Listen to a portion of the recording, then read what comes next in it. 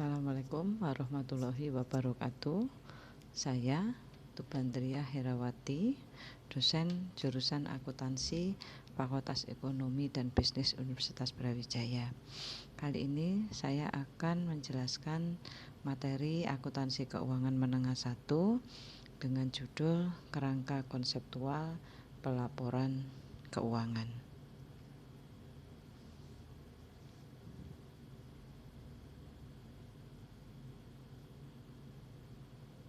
Capaian materi pembelajarannya, mahasiswa mampu menjelaskan kerangka konseptual pelaporan keuangan yang meliputi mampu menjelaskan tujuan pelaporan keuangan. Yang kedua, mampu menjelaskan karakteristik kualitatif informasi keuangan. Yang ketiga, mampu menjelaskan asumsi dasar akuntansi. Dan yang terakhir, mampu menjelaskan unsur-unsur laporan keuangan.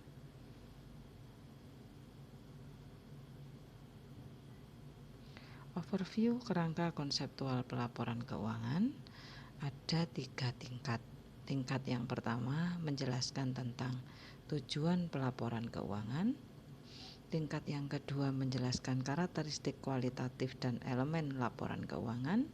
Kemudian tingkat yang ketiga menjelaskan tentang konsep pengakuan, pengukuran, dan pengungkapan yang meliputi asumsi, prinsip, dan batasan.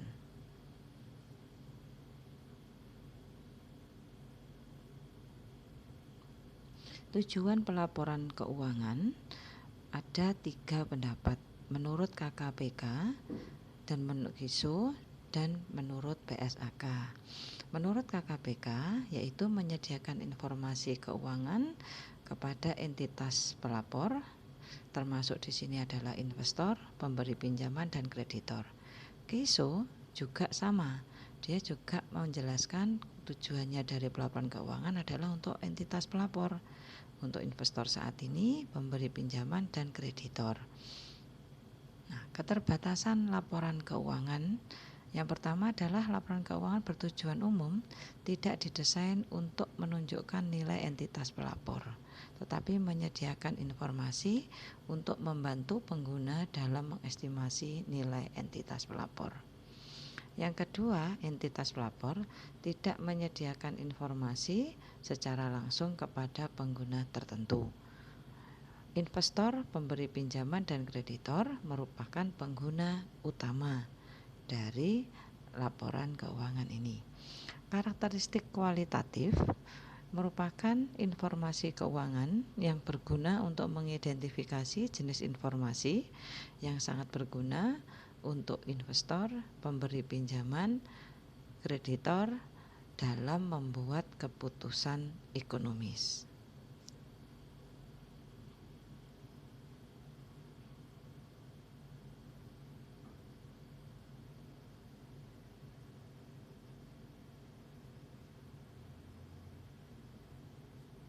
Karakteristik kualitatif menurut SAK ETAP ada 9 item, yaitu dapat dipahami, relevan, materialitas, keandalan, substansi mengungguli bentuk, pertimbangan sehat, kelengkapan, dapat dibandingkan, dan terakhir adalah tepat waktu.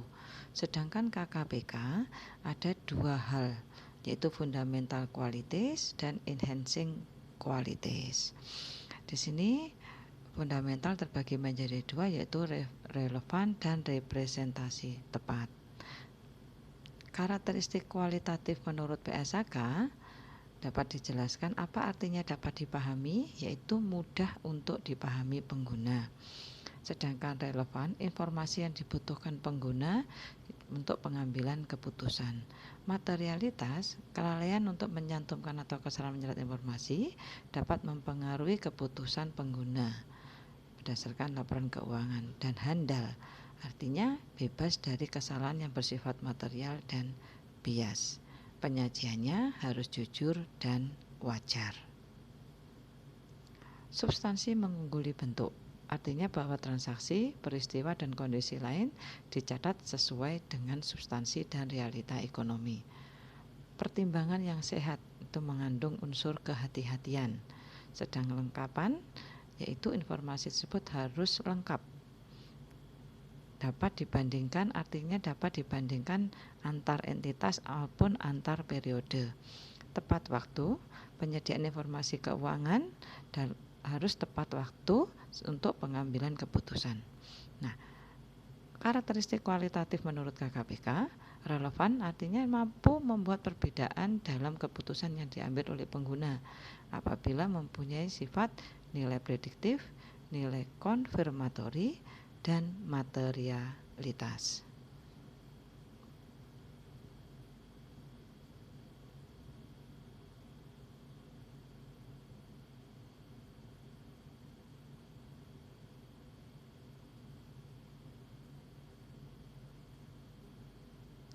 Representasi tepat artinya bahwa informasi keuangan yang berguna harus mempresentasikan secara tepat substansi dari fenomena yang akan direpresentasikan.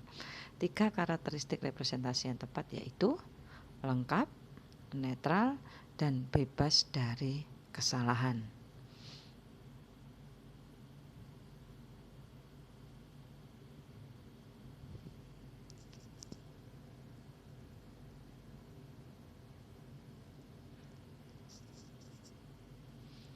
Enhancing qualities itu ada 4, yaitu keterbandingan, artinya bahwa informasi ini harus bisa dibandingkan dengan entitas yang lain atau informasi keuangan entitas pelapor pada periode yang berbeda.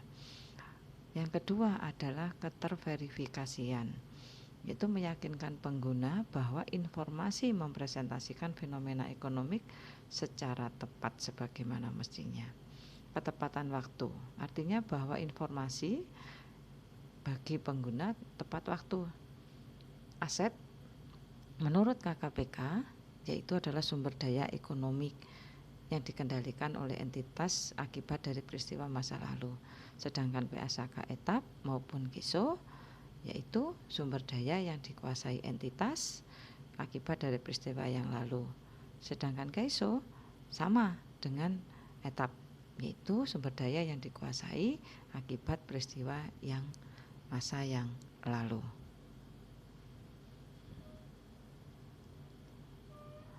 Liabilitas menurut KKPK yaitu kewajiban kini entitas untuk mengalihkan sumber daya ekonomik sebagai akibat peristiwa masa lalu. Kemudian menurut PSAK etap itu kewajiban masa kini yang timbul dari peristiwa masa lalu. Sedangkan GESO kewajiban masa kini yang timbul dari peristiwa masa lalu. Jadi sebenarnya ketiga pendapat ini adalah sama. Semua menyebutkan adalah akibat dari peristiwa masa yang lalu. Ekuitas. Ekuitas hak residual atas aset entitas setelah dikurangi dengan seluruh liabilitas. Ini menurut pendapatnya dari KKPK.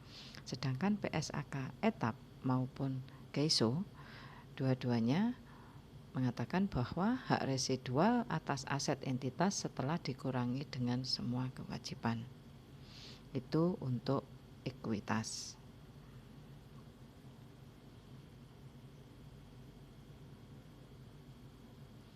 Income menurut KKPK yaitu peningkatan aset atau penurunan liabilitas yang menghasilkan peningkatan ekuitas selain yang berkaitan dengan kontribusi dari pemegang klaim ekuitas.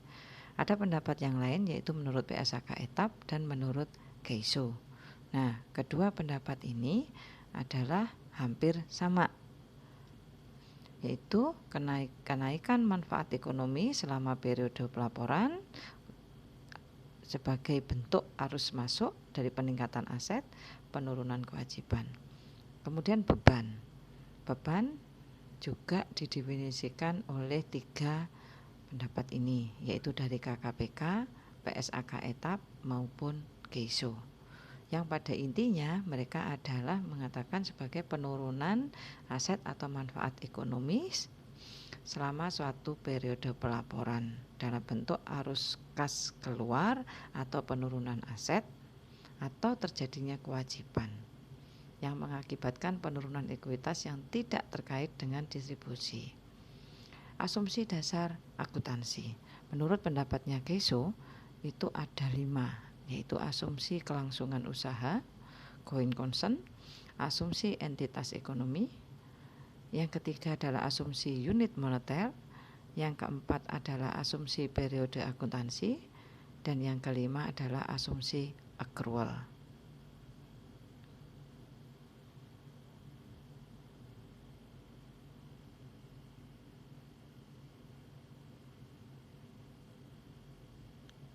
Asumsi dasar akuntansi sesuai dengan KKPK itu hanya dua, yaitu asumsi kelangsungan usaha going concern, artinya bahwa entitas pelapor itu yakin bahwa usahanya itu akan berlangsung terus di masa yang akan datang. Jadi tidak ada keinginan untuk dilikuidasi. Sedangkan asumsi accrual yaitu transaksi dicatat pada periode terjadinya transaksi, meskipun pembayaran dan penerimaan kas terjadi di periode berikutnya. Prinsip dasar akuntansi. Prinsip dasar akuntansi menurut KKPK, menurut KEISO, dan menurut PSAK ETAP, yang pada prinsipnya adalah berkaitan dengan pengakuan, pengukuran, pendapatan, dan beban. Kemudian ada juga yang mengaku tentang pengungkapan penuh dan saling hapus.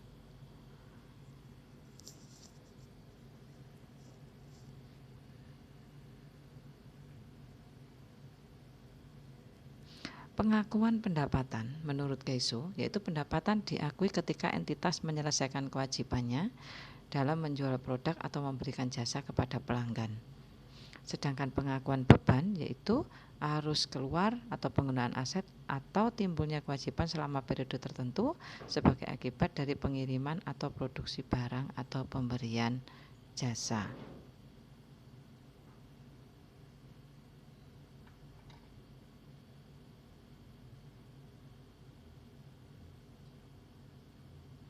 Prinsip pengakuan dan pengukuran pervasif PSAK ETAP. Di sini adalah aset, kewajiban, dan penghasilan. Jadi aset diakui jika mungkin manfaat di masa yang akan datang itu akan mengalir ke entitas tersebut. Sedangkan kewajiban diakui jika kemungkinan pengeluaran sumber daya yang mengandung manfaat ekonomi akan dilakukan di masa yang kini. Sedangkan penghasilan yaitu akibat dari pengakuan aset dan kewajiban. Prinsip pengakuan dan pengukuran PSAK menurut ETAP yaitu terkait dengan beban dan laba rugi. Beban yaitu merupakan akibat langsung dari pengakuan aset dan kewajiban diakui dalam laporan laba rugi, sedangkan laba rugi merupakan selisih antara penghasilan dan beban.